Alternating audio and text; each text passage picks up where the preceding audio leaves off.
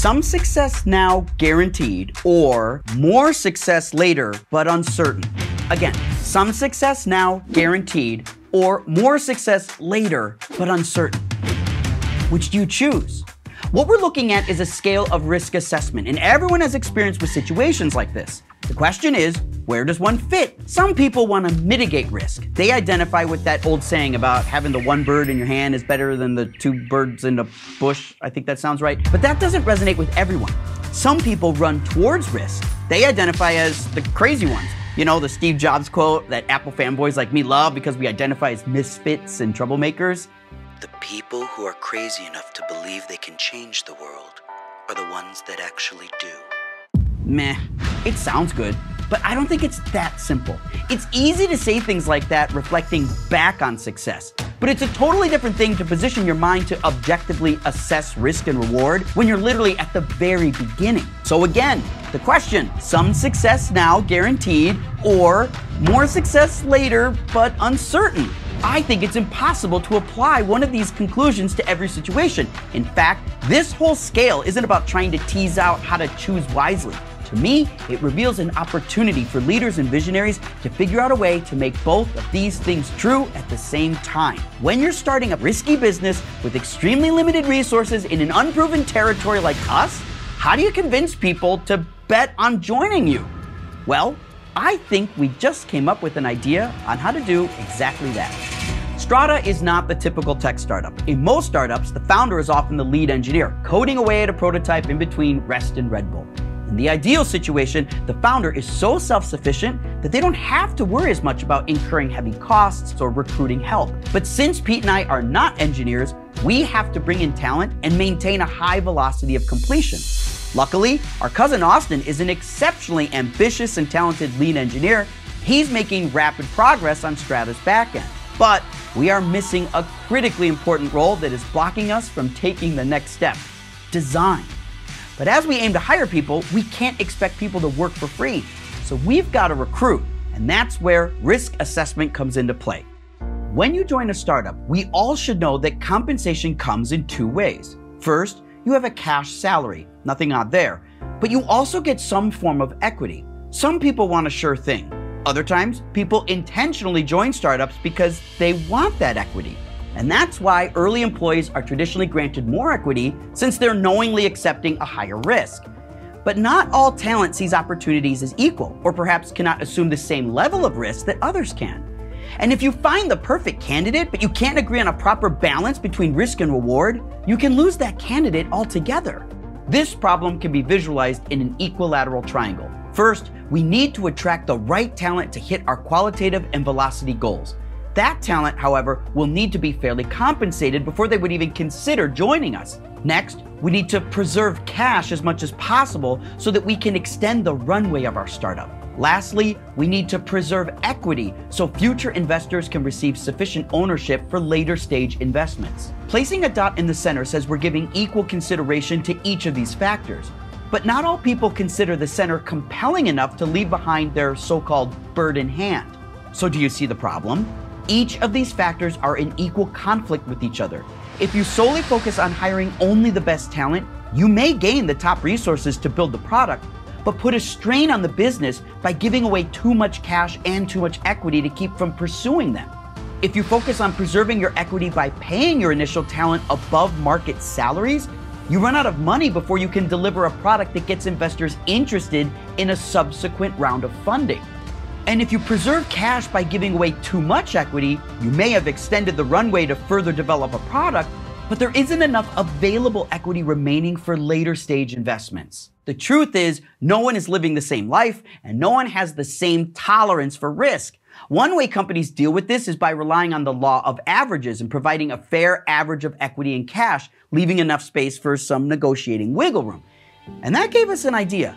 What if we let every employee decide for themselves what they needed based on their own independent risk assessment?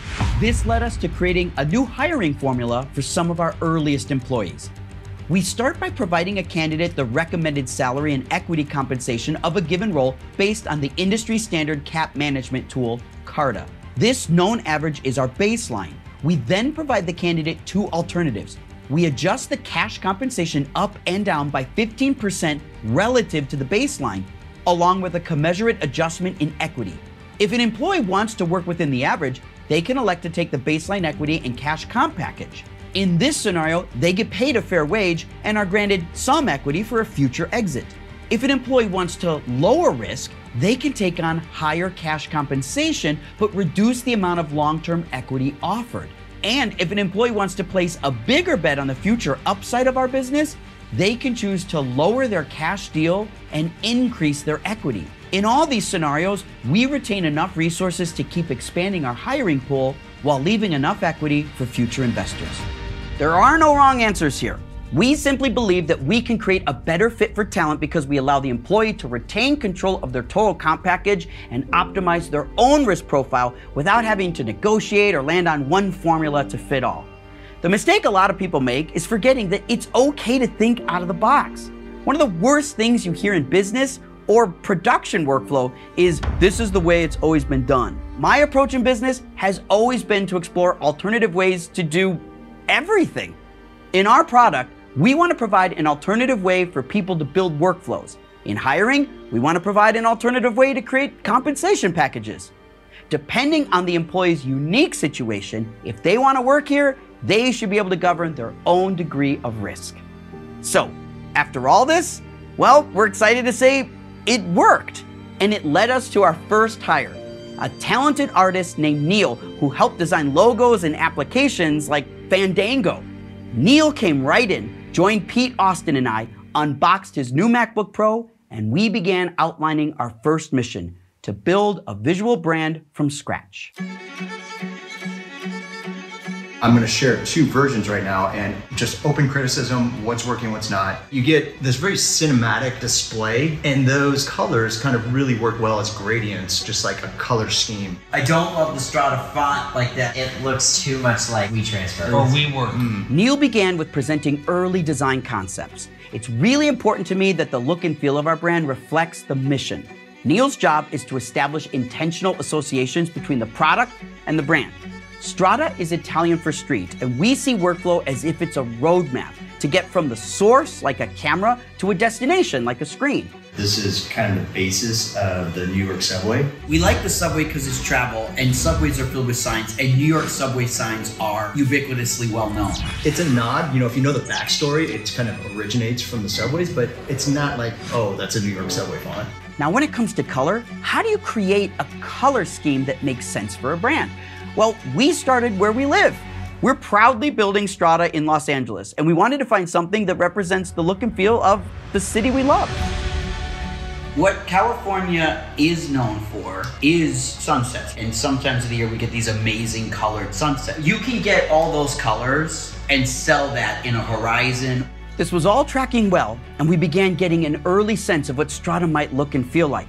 But something didn't seem right. It felt a little too warm, or the palette a little too narrow. Then Neil came up with something.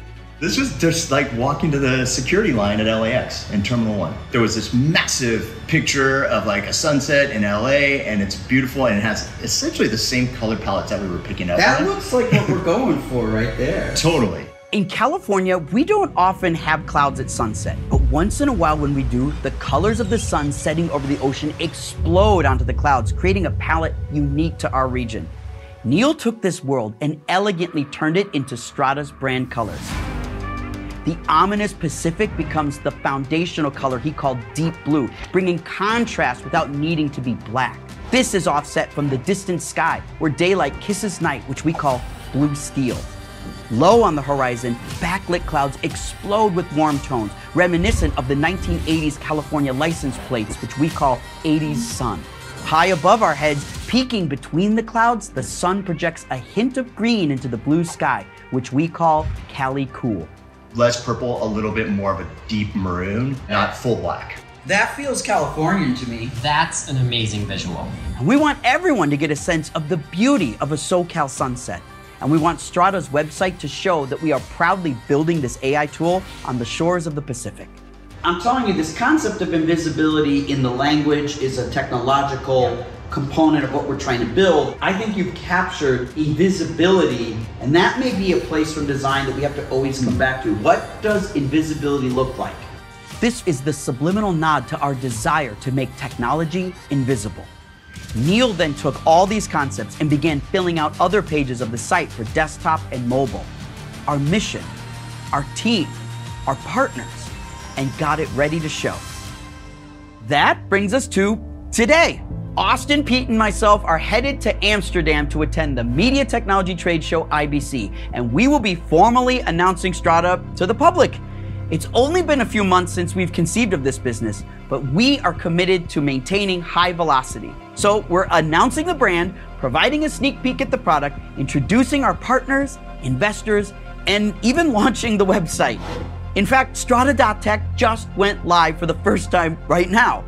For weeks, we've been looking at problem statements, finding a name, understanding how to pitch, identifying business tool sets, and learning how to hire. And now it's time to take that work and begin to put it out there at the IBC conference.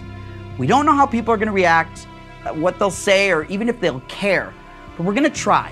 And we want to try to initiate a revolution in workflow using AI technology, and it starts with taking another risk and sharing with you what we've got so far. So, it's time to go.